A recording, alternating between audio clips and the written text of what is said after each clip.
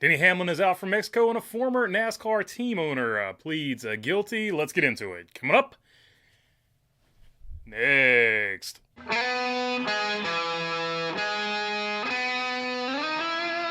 What's going on, everybody? Hope you're doing good today. All right, first things first, let's jump right into it. Denny Hamlin will miss the race in Mexico City. Let's take a look why. Via Joe Gibbs Racing on Twitter, Denny Hamlin will miss Sunday's NASCAR Cup Series race in Mexico City. We will apply for a waiver to maintain his status for the 2025 playoffs. In Denny's absence, Ryan Truex Jr. will pilot the number 11 Yahoo Toyota this weekend. Denny Hamlin would respond, this from NASCAR.com. We are happy to announce the birth of our son. Everyone is doing well. My main priority is to be here at home for Jordan and our family over the next few days. When she is able to go home, we transition to life as a family of 5. So there you have it. We knew this was a possible situation or a possible scenario going into this weekend. However, the scenario that a lot of people were expecting was if the child wasn't born yet, Denny was going to say. But now that the child has been born, it's still the same scenario, and I don't think anybody in the world can possibly blame Denny Hamlin for wanting to stay with his wife until she gets out of the hospital. Now, he did go on to further say that there's no complications or anything like that. He just wants to stay there and focus on the family aspect of it. So as far as that goes, I don't think anybody really has a problem with it or doesn't understand what's going on there. But you did see Joe Gibbs Racing is going to apply for a waiver. Now, there's a lot of people that are going like, oh, what if he doesn't get the waiver and stuff like that? Let's just go ahead and put that thought aside. There's no way, in my opinion, there's no possible way NASCAR doesn't give him the waiver, and he will continue to remain in the point standings where he's at. It won't affect his playoff chase at all. I don't think this will affect anything at all because it's going to be such a bad look if NASCAR doesn't give him the waiver, because they have specifically outlined, the birth of a child and things like that already in their the rule they amended because of the Kyle Larson Indy 500 debacle from last year, the rule that they added. They've already put a caveat in there for the birth of a child, so I think that he'll easily get this waiver, and I don't think it's really going to be much to talk about as far as that goes, so I don't think it'll affect the playoffs or the points or anything like that. Aside, of course, from points-wise, he will miss a full race, so maybe going to take him take a huge hit here in the regular season points. That being said, though, Ryan Truex filling in, that is a big story too, because a lot of Ryan Truex fans, a lot of Martin Truex Jr. fans pulling for Ryan Truex, always wanted to see him get a really, really good Cup ride. So this unusual circumstance, they're sort of getting their wish where Ryan Truex will finally make a Cup start. He's doing it in great equipment. He has been the sim driver for Joe Gibbs Racing, so he should be up to speed on all of this, and he should be probably as good a fit as you're going to find to put in this Cup Series car, because like I said, sim driver, he's had the most sim repetitions for this particular car, so we'll see what he can do in the Cup Series finally. All right, so Denny is out in Mexico. Now let's transition over to some former Cup Series owner news.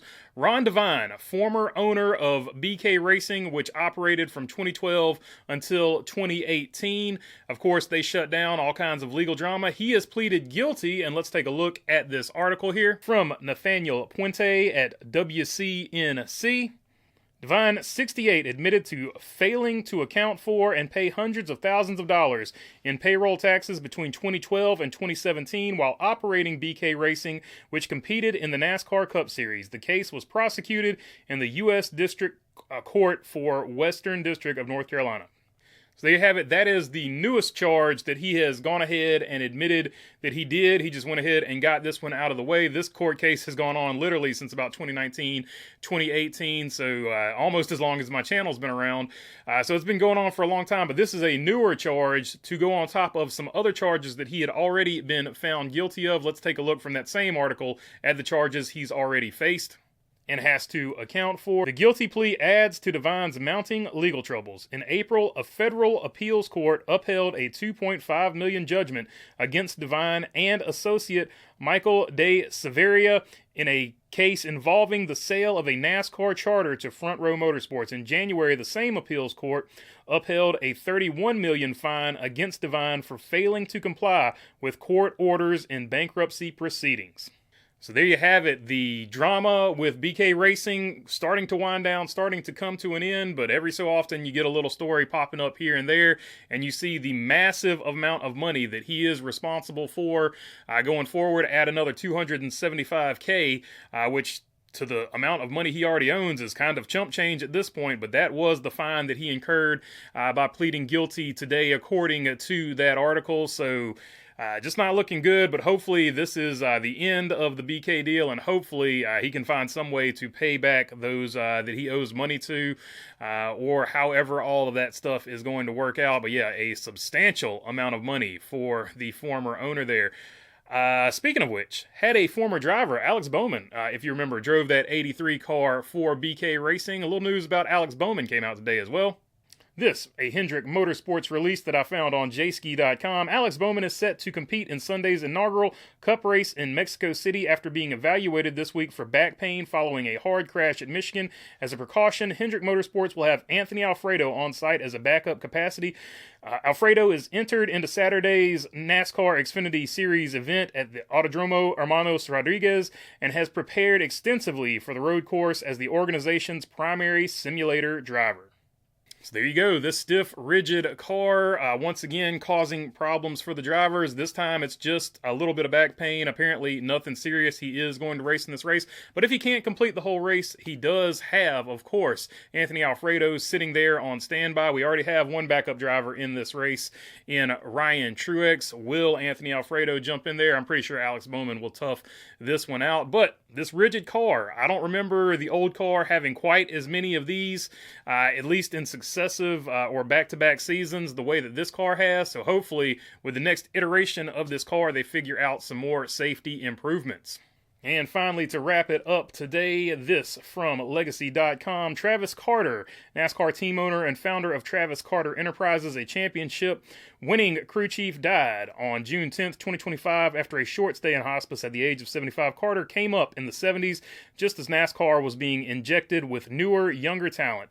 At just 23, he became crew chief for NASCAR Hall of Famer Benny Parsons, 1941 to 2007, winning a championship with the team in 73. 2 years later, Carter was at the team's helm when it won the Daytona 500. In the years ahead, he jumped around to several different crews before hitting the circuit in 1990 with his own car team via Travis Carter Enterprises. As a team owner, his cars locked down 6 pole positions. As crew chief, he had 30 wins in his career. So there you go. I remember Travis Carter, and I remember the Carter Motorsports team and all that, but I never knew he was actually a crew chief for Benny Parsons and was the crew chief when Benny Parsons won the championship.